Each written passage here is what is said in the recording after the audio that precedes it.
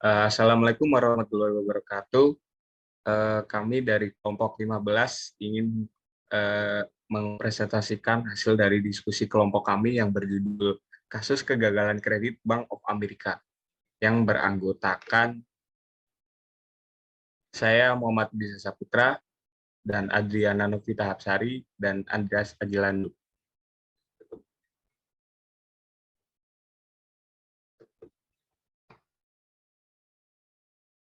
Bank of America adalah salah satu bank terbesar di Amerika Serikat yang telah mengalami beberapa kasus kegagalan kredit. Salah satu kasus terbesar yang pernah dialami oleh Bank of America adalah peran Bank of America terhadap krisis subprime mortgage pada tahun 2008. Seperti bank pada umumnya, bank ini menerbitkan sejumlah besar subprime mortgage kepada peminjam yang tidak memenuhi standar pinjaman tradisional. Saat pasar perumahan runtuh, banyak dari peminjam ini tidak dapat membayar pinjaman mereka, menyebabkan kerugian yang besar bagi Bank of America.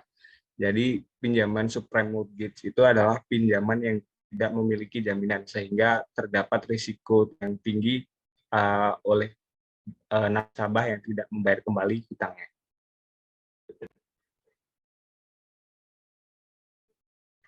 Beberapa detail kasus yang telah dialami oleh Bank of America, yaitu yang pertama ada pada 2008. Pada 2008, Bank of America mengalami kasus kredit subprime. Bank ini memberikan kredit kepada orang-orang yang tidak mampu membayar kembali hutangnya. Jadi Bank of America ini memberikan kredit kepada orang-orang yang dengan rating yang jelek, sehingga Bank of America ini mengambil risiko tinggi untuk meraih keuntungan yang besar, sehingga risiko yang ditanggung pun besar. Kemudian pada tahun yang sama, Bank of America mengakuisisi perusahaan Merrill Lynch. Padahal perusahaan Merrill Lynch ini memiliki kewajiban yang harus diselesaikan, sehingga kewajiban tersebut diselesaikan oleh Bank of America, dan Bank of America mengalami kerugian yang besar untuk menyelesaikan kewajiban tersebut. Yang terakhir ada kasus kredit pinjaman perumahan dan mobil.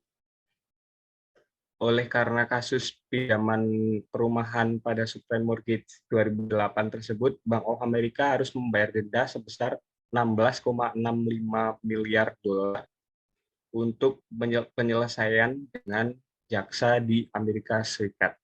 Kemudian ada kasus kredit mobil. Bank of America harus membayar denda sebesar 21 juta dolar. Slide selanjutnya akan dijelaskan oleh saya, Diana.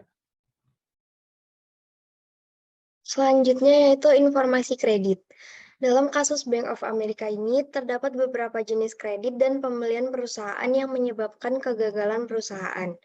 Pemberian kredit dan aktivitas pembelian perusahaan lain oleh Bank of America yang tidak optimal dalam proses analisisnya memberikan dampak yang buruk berupa kerugian yang besar bagi perusahaan.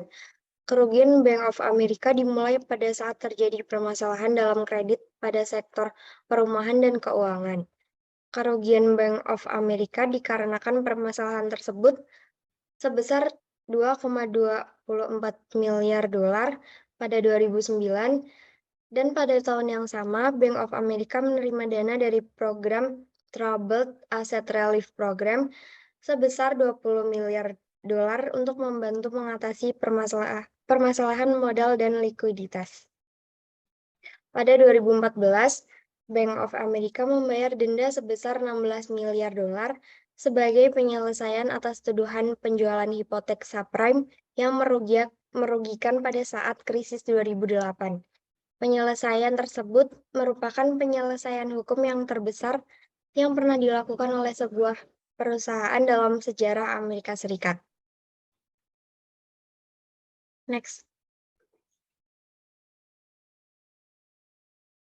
Selanjutnya yaitu identifikasi proses pemberian kredit. Berdasarkan detail kasus kegagalan kredit yang telah dibahas sebelumnya, kegagalan kredit oleh Bank of America disebabkan oleh beberapa faktor, diantaranya yang pertama, pemberian kredit tidak tepat. Kesalahan dalam identifikasi nasabah pada analisis kredit sehingga mengakibatkan pemberian pinjaman kepada nasabah yang tidak layak. Yang kedua, pertimbangan atas risiko kredit yang tinggi. Pinjaman subprime atau pinjaman yang tidak dijamin mengakibatkan banyaknya nasabah yang tidak membayar kembali pinjamannya sehingga Bank of America mengalami kerugian. Yang ketiga, kesalahan dalam membeli perusahaan. Seperti pada kasus Merrill Lynch, Bank of America mengalami kerugian karena harus melakukan pembayaran guna menyelesaikan kewajiban oleh Merrill Lynch. Jika kesalahan dalam membeli perusahaan seperti ini dialami lagi oleh Bank of America, maka dapat menimbulkan kerugian yang besar bagi perusahaan. Yang terakhir yaitu pemberian kredit tidak etis.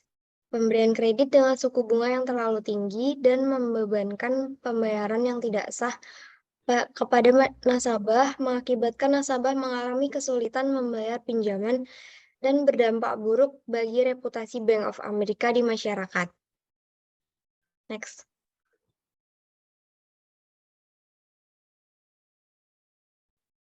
Pihak yang terdampak yaitu yang pertama adalah Bank of America sendiri.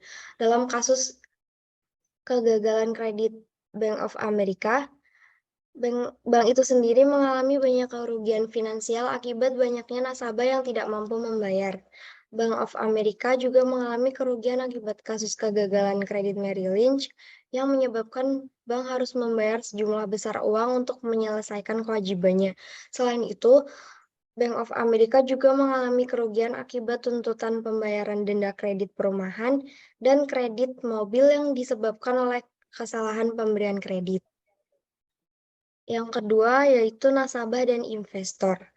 Pihak lain yang dapat dirugikan adalah nasabah dan pemegang saham Bank of America karena kegagalan kredit dapat mempengaruhi kinerja keuangan perusahaan dan menyebabkan penurunan harga saham sehingga nasabah atau kreditur dan investor dapat mengalami kerugian. Namun, Bank of America dilindungi oleh Federal Deposit Insurance Corporation sehingga dana nasabah yang diinvestasikan dijamin oleh FDIC saat terjadi kegagalan kredit. Yang terakhir yaitu masyarakat. Kegagalan kredit Bank of America menyebabkan turunnya kepercayaan masyarakat terhadap sistem perbankan di Amerika. Kasus ini memicu kekhawatiran terkait stabilitas ekonomi sehingga dapat menyebabkan turunnya minat masyarakat untuk berinvestasi di Bank of America. Selanjutnya akan disampaikan oleh Andreas. Yang berikut terkait dampak kasus pada kegagalan kredit Bank of America. Kami membagi dua dampak. Yang pertama, dampak pada sektor industri. Macetnya kredit subprime membuat harga surat utang berbasis subprime mortgage yang nilainya sudah berkali-kali lipat dalam sebuah bank jatuh secara drastis. Akibatnya, puluhan bank, penyalur kredit maupun perusahaan investasi yang memegang surat utang berbasis subprime mortgage pun merugi, sehingga penyaluran kredit terhadap properti akan ikut macet, dan jika kondisi sektor properti mengalami goncangan, maka akan menyebabkan kredit konstruksi dan kredit properti memiliki bunga yang sangat tinggi, maka tingkat pengembalian dari debitur juga akan mengalami gangguan dan pada akhirnya melemah. Dan jika sektor properti mengalami crash atau guncangan, maka dikhawatirkan pasar properti akan mengalami kerugian yang sangat besar. Dampak yang kedua terkait pada dampak perekonomian negara. Kami membagi dalam 3 poin. Poin yang pertama, adanya penarikan falas khususnya dolar Amerika Serikat oleh lembaga-lembaga keuangan kreditor dan investor di Amerika Serikat. Penarikan dana ini menyebabkan penjualan saham dan surat berharga dalam jumlah yang besar. Keadaan ini menjadikan harga sekuritas saham dan surat berharga utang akan turun sehingga indeks harga saham menjadi jatuh. Penarikan tersebut dilakukan dengan menjual sekuritas saham dan surat berharga utang yang dibeli sebelumnya dalam rupiah kemudian dijadikan dalam bentuk dolar. Poin yang kedua terkait ekspor non-migas. Dampak berikut berkaitan dengan ekspor non-migas berpotensi tertekan dan merosot. Potensi ini berkaitan dengan melemahnya ekonomi Amerika Serikat dan negara-negara industri, sebab dampak dari krisis yang terjadi. Dampak lanjut krisis subprime mortgage akan terus membatasi pembiayaan dari perbankan ke sektor real dan usaha keuangan serta menekan pengeluaran belanja pada tingkat konsumen. Dan poin yang terakhir, bank mengalami krisis likuiditas, penurunan nilai aktiva produktif dalam bentuk kredit dan surat berharga yang dibeli oleh bank. Karena adanya penarikan dana oleh investasi di beberapa perusahaan di Indonesia mengakibatkan bank mengalami krisis likuiditas, penurunan nilai aktiva produktif dalam bentuk kredit, dan juga surat berharga yang dibeli oleh bank. Penurunan kecukupan modal terutama terjadi karena kerugian berasal dari pencadangan atas penurunan kualitas aktiva produktif dan kegagalan bunga kredit. Next slide. Dan yang terakhir, kami menarik kesimpulan bahwa setiap bank di seluruh dunia tidak menutup kemungkinan adanya risiko kredit. Dalam kasus kegagalan kredit Bank of America, dapat disimpulkan bahwa kegagalan terjadi karena kredit macet.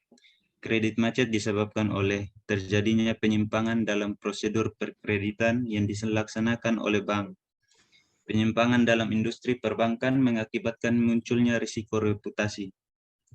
Hal ini berakibat dengan menurunnya tingkat kepercayaan masyarakat kepada perusahaan dan sektor perbankan.